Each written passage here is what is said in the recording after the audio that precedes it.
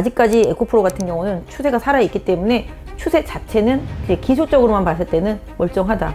하지만 미리 선반영된 부분이 분명히 있으니 일정 부분 실적과 주가의 그 괴리를 좁혀가는 시간은 필요하다. 그러니까 저희 제도권에 있는 사람들의 입장에서 보면 주가와 실적은 병행해야 된다고 보거든요. 지금의 2차전지 광풍도 비단 이게 현상이라면 그 현상을 인정해 줘야 된다고 생각을 해요.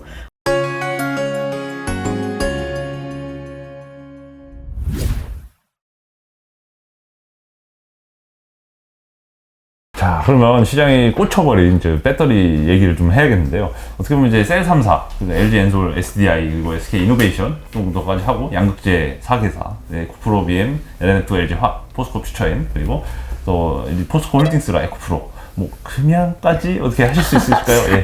지금의 2차전지 광풍도 뭐 비단 이게 현상이라면 그 현상을 인정해 줘야 된다고 생각을 해요. 하지만 또 냉정하게 생각해 봤을 때 재작년 뭐 이렇게 보면 위메이드도 코인 갈 때 이랬었다가 어떻게 됐어? 원위치 내려왔잖아요. 주가라는 건 저희 제도권에 있는 사람들의 입장에서 보면 주가와 실적은 병행해야 된다고 보거든요. 근데 이 주가와 실적의 괴리감이 이렇게 떨어지게 되면 다시 이 괴리를 좁히는 순간이 온단 말이에요. 왜냐면 이 실적에 대한 기대치를 미리 올랐기 때문에 이 실적에 대한 기대치가 확실히 내 눈에 보이는 순간까지의 그 괴리를 좁히는 시간적인 조정이 분명히 필요하다고 생각을 하거든요. 그래서 에코프로나 에코프로 BM이 좋지 않아서가 아니라 좀 단기간에 좀 과열 현상으로 주가가 많이 올랐다라면 이 부분은 솔직히 좀 경계를 해야 된다라는 생각입니다. 그래서 그 실적 추정치 내지는 지금의 주가가 과연 정당한가라고 생각해 봤을 때 분명히 괴리가 일정 부분 있고 미리 선행했다라고 생각을 한다면은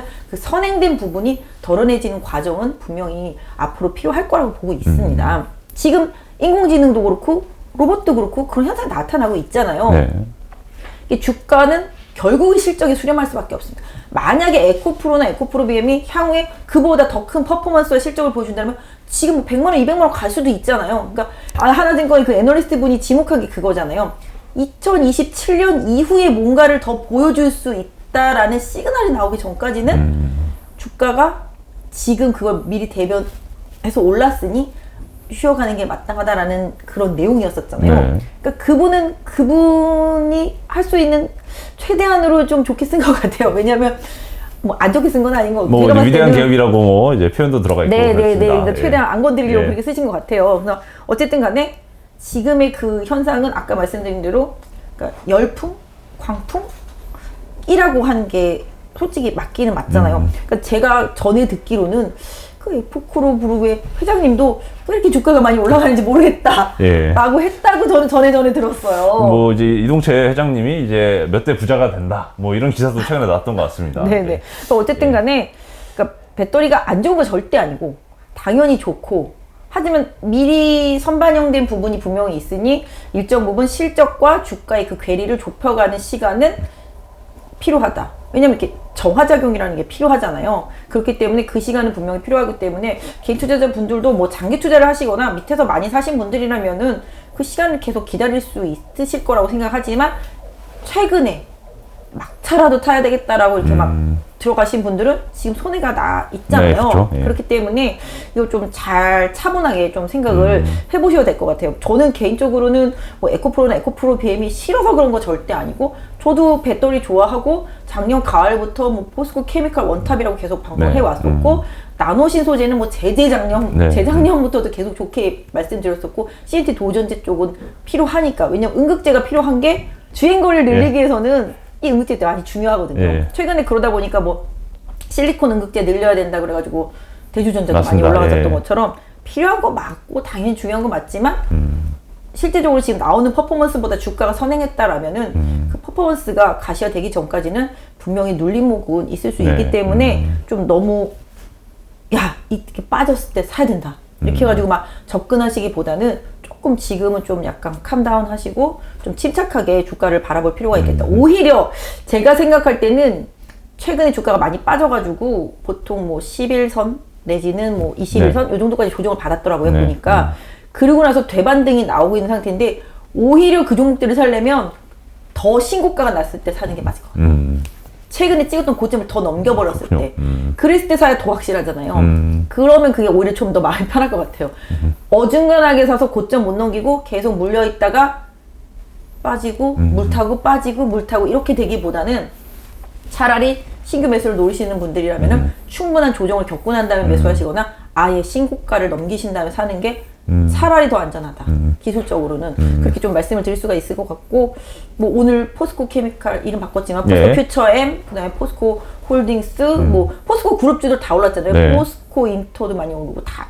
그 포스코 그룹의 변화가 저는 또 오히려 거꾸로 더 주목이 많이 되거든요.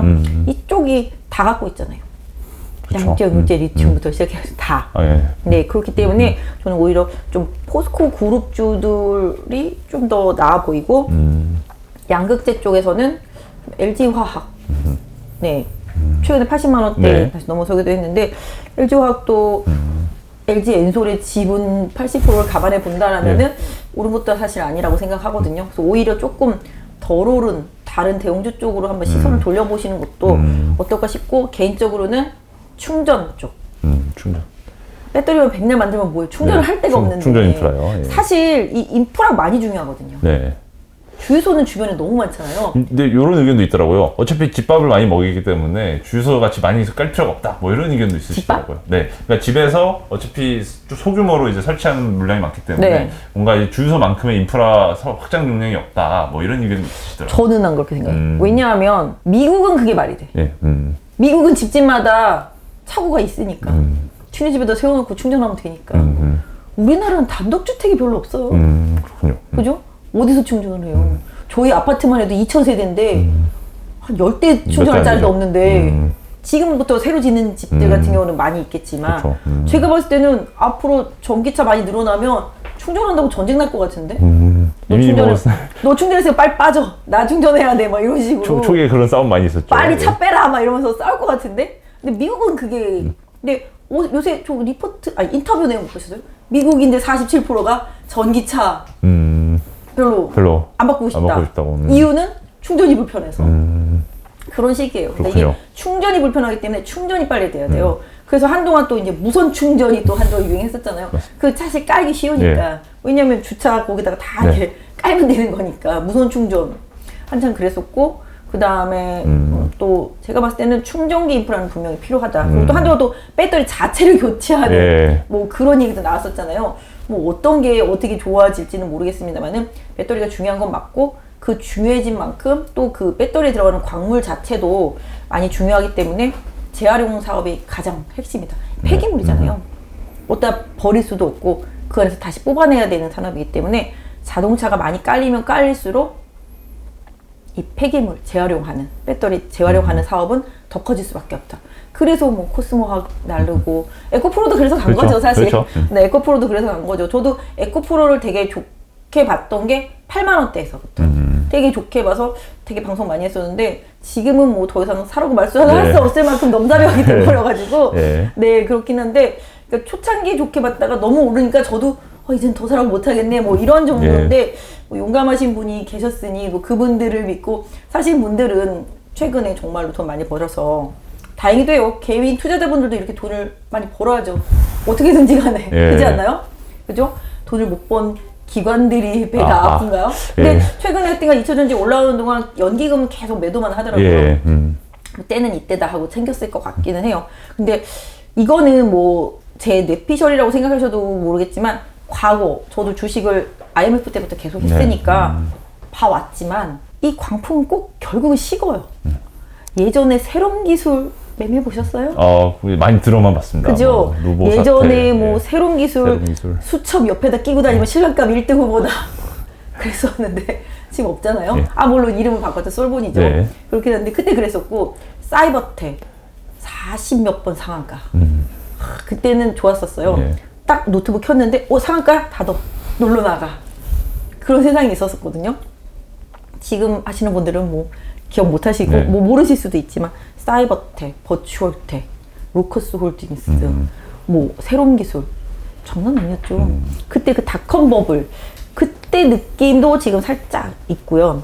뭐 아시다시피 정부가 또 원하고 대통령이 원하고 뭐 미국이 원하고 이런 쪽이 항상 그 정책이 주도하는 산업이 항상 크는 산업이고 그때 시세를 많이 주도하는 산업이긴 한데 그 이후에는 항상 좀 힘든 시간이 많았었다. 그때 닷컴 버블 이후에 그 다음에 다시 또 네이버 카카오가 또 붐을 네. 일으키긴 했지만 그 중간에 이렇게 텀이 길어질 수도 있다. 근데 뭐 이게 텀이 긴 산업이라고 생각하진 않아요. 네. 어차피 가야 될 길이라고 생각하고 있기 때문에 텀이 길어질 거라고 생각하고 있진 않지만 지금의 과열 분위기는 좀 식기는 식어된다라는 생각을 해요. 그러니까 주도주가 한번 주도주로 나서면 그 주도주가 죽으면 시장 자체가 죽는다라고 생각을 하잖아요, 보통. 근데 이 주도주를 대체할 수 있을 만한 다른 종목들이 지금 너무 많아요. 여기 죽기만을 기다리는 산업들이 너무 많잖아요. 네. 그렇기 때문에 요 주도주가 좀 아까도 말씀드렸다시피 이렇게 빠지진 않잖아요. 이렇게 올려놓고 이렇게 박스를 그리면서 기간 조정을 하면서 뭔가 에너지를 다시 재충전하는 시간은 분명히 필요하다고 생각하고 있기 때문에 지금까지 없으신 분들은 서두를 필요는 없다. 하지만 미리 저가에 잘 사신 분들은 좀 길게 보실 필요는 있다라고 좀 말씀드릴 수가 있겠고, 아까 말씀드린 대로 결국은 소재도 개인적으로 봤을 때는 다 대기업이 한다. 우리나라에 있는 반도체, 그 다음에 IT 부품 업체들, 그 다음에 석유 화학 업체들 다 할 수 있어요. 제가 봤을 때는 리튬도 되게 많이 올랐잖아요. 네. 이 리튬도 중국의 탄산 리튬은 이미 엄청 많이 빠졌고, 많이 빠졌죠. 지금 수산화 리튬도 고점에서 한 20% 빠졌어요. 해외에 있는 다른 경쟁 국가에 있는 데도 다 한단 말이에요. 네. 이게 아까 말씀드린 너도 나도 화장품 가게 차리자, 그 느낌이 조만간 올 수도 있다는 얘기를 말씀드린 거거든요. 그때는 그걸 또 시그널로 탈출해야 되겠다라는 시그널로 생각하시는 게 좋겠다. 그리고 이게 뭐 제가 라디오에서 듣긴 들었는데 이 원자들 같은 경우는 이게 같은 수직 계열에 있는 건 대체가 가능하다고 생각해요. 네. 그래서 이 리튬을 대체할 수 있는 게 또 나트륨이라고 네. 그러더라고요. 그래서 CATL이 나트륨 베이스로 네, 그래서 이 개발하고 있죠. 나트륨으로도 바뀔 수가 네. 있기 때문에 이런 소재 같은 거는, 기술 같은 거는 어느 순간 확 바뀌어버릴 수가 있기 때문에 투자 신나게 해놨는데 다른 기술로 넘어가네? 그럼 그 기업은 어떻게? 그렇게 돼볼 수 있기 때문에 이런 리스크도 항상 생각은 하셔야 된다라는 점도 한번 좀 말씀드리겠습니다. 그래서 제가 뭐 아까 그 배터리 아저씨 그분 말씀도 드렸지만 뭐 그분을 폄훼하려고 했던 것도 아니고, 저희 이제 제도권에 있는 입장에서는 그렇게 좀 뭐랄까, 저희는 방송에 나와서 그렇게 지르면 바로 근감은 불려가요. 예. 너 무슨 근거로 그렇게 그쵸. 얘기하냐? 막 이래가면서 네. 저희 바로 불려가는데 그분이 좀 부럽기도 하고 그렇게 말씀하실 수 있다라는 게 부럽기도 하고, 또 물론 그 분야에 있기 때문에 잘 아시니까 그렇게 말씀하실 수도 있겠지만, 저희 입장에서 제가 그분을 뭐 폄훼하려고 한 건 절대로 아니다. 다만 지금의 과열 현상은 조금 시킬 필요는 있지 않나라는 생각, 이런 부분들, 그 다음에 기술의 변화, 이런 부분들은 언제라도 좀 빨리 나타날 수 있기 때문에 지금 벌써 전고체 얘기하잖아요. 네. 제가 알기로는 전고체로 휴대폰 하는데도 앞으로 몇 년 더 걸린다고 그러는데 자동차에 설치하려면 도대체 몇 년을 더 기다려야 돼요. 네. 그래서 그 전고체 얘기 나오자마자 분리 막 필요 없네. 그러면서 SK, IT 네. 엄청 빠졌었잖아요. 그러다가 지금 또 쫙 다시 또, 올라오잖아요. 이 시장이 요랬다가 저랬다가 조삼모사 같은 행동들을 많이 하기 때문에 개인 투자자분들이 더 뭔가 좀 현명하게, 명확하게 뭔가 선을 만들어 놓고 그 투자 철학에 맞게 좀 투자를 하시는 게 좋겠다. 그렇다고 맹신도 하면 안 된다라는 말씀은 좀 드리고 싶어요. 이게 맹신이 무서운 거예요. 저희 주식 격언 중에 주식과 결혼하지 말라는 그런 격언이 있잖아요. 그쵸. 저도 바이오에 한참 빠지면 이거 곧 임상 나올 때가 됐는데, 주가가 빠지는데 또 이거 나올 때가 됐는데 요것만 나오면 끝난다 이렇게 생각하고 버티다 보면 꽝 그래가지고 빠진 적도 많이 있잖아요. 네. 그다시피 주식은 연애만 하시고 결혼하지 마시고, 그 다음에 저는 기술적 분석은 항상 공부를 해놓으시길 바래요. 제가 유튜브에서도 항상 차트를 많이 보여드리는 이유가 공부를 많이 하시라는 거예요. 왜냐하면 차트는 답을 알고 있어요. 녹아 있어요. 미래에 무슨 일이 벌어질지 거래량이 이미 말을 해주고, 이게 가야 될 자리에서 못 가면 이거 뭔가 변고가 생긴 거예요. 그래서 항상 말씀을 드리는 게 기술적 분석을 해놓고, 왜냐면 그 기술적 분석이 다 심리적인 지표예요. 그렇죠. 내가 꼭 물린 자리가 항상 고점이고 내가 꼭 판 자리가 저점이잖아요. 남들도 다 그렇게 생각하거든요. 이런 생각 안 해보셨어요? 내가 팔고 나니까 급등했어. 그죠? 항상 그런 내가 경우가 좀 사면 많이 급락해. 느껴지죠. 예. 그죠? 그게 다 똑같아요. 그 심리적인 부분이기 때문에 그래요. 근데 그런 심리적인 게 녹아있는 게 이 차트거든요. 그러면 거래량이랑. 에코프로 차트로 혹시 그러면 그 80만 원 찍고 어쨌든 위로 시대층을 한번 세웠지 않습니까? 이제 네. 그 뒤로에 지금 현재 기준으로 차트를 봤을 차트만 때, 봐드릴게요. 차트만 볼 때 네. 어떤 느낌이 드시는지. 네, 제가 내용으로는 안 보고요. 예. 차트로만 봐드릴게요. 솔직히 차트는 이미 발산이 1차적으로는 끝났는데 이거를 좀 뭐라고 봐야 되게 이게 큰 그림에서 봤을 때 1차 상승이냐 1차 파동 보통 저희 뭐 엘리어트 파동 그죠? 뭐 이런 걸로 봤을 때 이게 쫙 올라갔으니 이걸 1차로 보고 뭐 2차 조정 나오고 그 다음에 3차 상승 그 다음에 4차 조정 나고 5차 큰 파까지 있잖아요. 그거라고 볼 것이냐 아니면은 이게 지금 짧게 본다라면은 거의 지금 5파까지 짧게 끝났다고 볼 것이냐 이거는 조금 해석하기 나름입니다만은 저희가 봤을 때는 항상 이평선이라는 거 기술적이라는 거 뭐 5일선, 11선, 21선 보통 보잖아요. 60일선, 뭐 120일선 보는데 21선이 보통 추세선이고 21선이 보통 추세를 해서 단기적인 추세를 볼 때 21선을 깼냐 안 깼냐를 많이 보잖아요. 21선이라고 하면은 한 달 동안의 평균 가격이에요. 근데 이 주식이 한 달 동안의 평균 가격을 이탈하면 문제 생긴 거잖아요. 단기적인 그쵸. 추세에서는 그죠? 6개월이 아니 6개월이 지금 60일선이 보통 3개월이잖아요. 3개월. 그것도 되게 강력했던 추세인데 60일선이 깨지면 그것도 문제가 생긴 거잖아요. 반대로 밑에 깔려있는 것들이 이 60일선을 뚫고 올라갔어요. 그러면 60일선이라면 3개월의 평균치보다 지금 주가가 올라가고 있어. 그러면 이거 뭔가 변화가 생긴 거잖아요. 올라갈 때도. 그렇다시피 단기적으로 급등한 종목들은 죄송합니다. 단기적으로 급등한 종목들은 보통 뭐 5일선, 10일선 이렇게 짧게 보시는데요. 거래량이 중요해요. 고점에서 거래량이 얼마나 터졌느냐가 가장 중요하고 거래량이 강력하게 터진 날에 고점을 다시 넘어갈 수 있느냐 없느냐가 가장 중요하죠. 기술적 분석에 있어서. 그러니까 차트로만 봤을 때는 솔직히 차트로 봤을 때는 추세가 죽지를 않았어요. 추세는 살아있다. 이렇게 말씀드릴 수가 있겠고 사실 뭐 그 리포트 나오고 쭉 빠졌다가 다시 좀 반등을 했잖아요. 오늘도 반등하고 솔직히 에코프로는 기업 가치 이상으로 오른 데는 공매도와 쇼커버 이게 가장 강력했단 말이에요. 공매도 쳤는데 개인들이 사. 주가가 올라와. 손해가 났네? 쇼커버 해. 그랬더니 여기서 공매도 쳤던 사람은 아이고 또 손해가 났네? 또 쇼커버 해. 여기서 또 공매도 쳤던 사람 또 손해가 났네? 또 쇼커버 해. 이거잖아요. 한국에 그래서 테슬라가 됐다 뭐 이런 얘기를 거의 막 이렇게 뭐라고 해야 될까요? 이게 진짜 환매수, 매도, 환매수, 매도, 환매수 이게 잘 이렇게 톱니바퀴가 잘 물려가면서 이렇게 올라갔었던 상황인데 차트로만 말씀드리면 추세는 아직 살아있다. 그리고 21선이 아직까지 살아있다. 추세가 죽는 종목의 차트의 가장 큰 모습은 21선이 이평선 꺾일 때. 네. 왜냐하면 제가 얼마 전부터 인공지능을 보면서 꺾였다라고 말씀. 21선 꺾여. 21선 꺾였는데 그 꺾인 21선을 넘지 못하고 되밀려. 그렇게 되면 이건 단기 추세는 죽었다라고 보는 거거든요. 그리고 로봇도 아리까리한 위치였었는데 아직까지 21선 안 꺾였는데 로봇도 다음 주 중으로 강하게 올라오지 못하면 이것도 또 완만해질 가능성이 있어요. 그 부분 생각해 보시고요. 2차 전지는 워낙 강력하게 올라왔기 때문에 지금 에코프로를 차트를 보시면 아시겠지만 단 한 번도 21선을 찍은 적이 없어요. 아시죠? 차트로만 봤을 때는 12월 달부터 시작해서 지금까지 단 한 번도 21선을 찍은 적이 없어요. 그런 종목이 만약에 21선을 찍으면 문제가 생긴 거가 되겠죠. 한 번도 찍은 적이 없었는데 아직까지도 찍지 않고 있어요. 그렇기 때문에 에코프로를 가지신 분들은 제가 봤을 때 여기 이 그림상으로 봤을 때는 지금 이게 좀 가격대가 좀 밀집이 돼 있긴 한데요. 이 가격대 제가 그 밴드로 그어드렸는데 47만 원에서 여기 53만 원 사이 여기가 조금 뭐랄까 타이트하게 좁긴 한데요. 거기가 좀 지지대가 있어요. 근데 그게 21선이 한 지금 53만 원 그 언저리가 있고요. 그다음에 그 약간 밑에가 제가 말씀드린 47만 원인데 종목들이 갈 때 21선을 살짝 깼다가도 바로 올라가는 케이스가 많이 있는데요. 이거는 우상향 할 때 얘기고 이게 꺾이기 시작하면 꺾이는 이평선들은 지지력이 없거든요.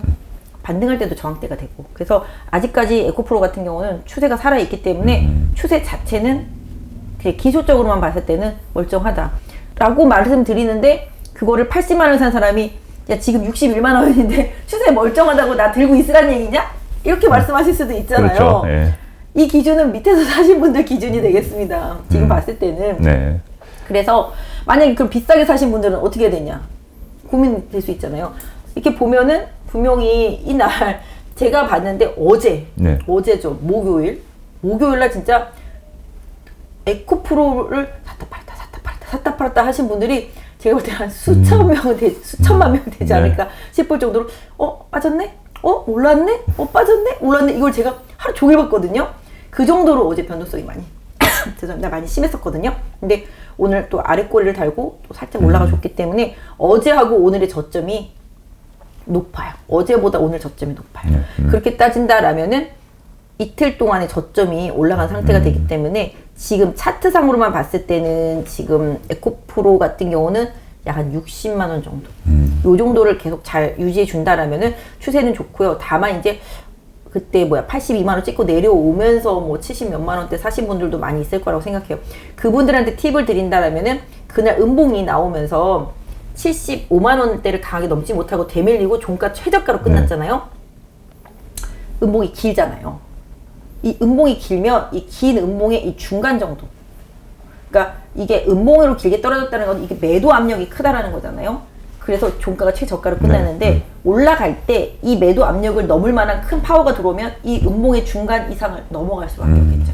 근데 이 음봉의 중간 이상을 못 넘어가고 되밀린다라면은 거기가 강력한 저항대가 되는 거거든요. 그렇게 따진다라면은 가격적으로 봤을 때 어제 고점이 이 음봉의 중간선을 못 넘고 밀렸거든요. 네. 그렇기 때문에 가격적으로는 한 68만 원에서 한 67만 원 그 사이, 거의 저항. 68만 원, 67만 원 사이를 앞으로 강하게 넘어주면 다시 추세 살릴 확률이 높고 그 가격을 다시 못 넘고 오늘이나 어제의 저점을 다시 이탈한다라면은 이거는 매도 압력이 강력하다라고 보시면서 대응하시는 게 맞겠다. 네. 그래서 기술적으로는 이렇게 말씀드릴 수 있으니까 가지고 계신 분들은 참고하시면서 잘 대응하시면 좋겠습니다. 알겠습니다. 네.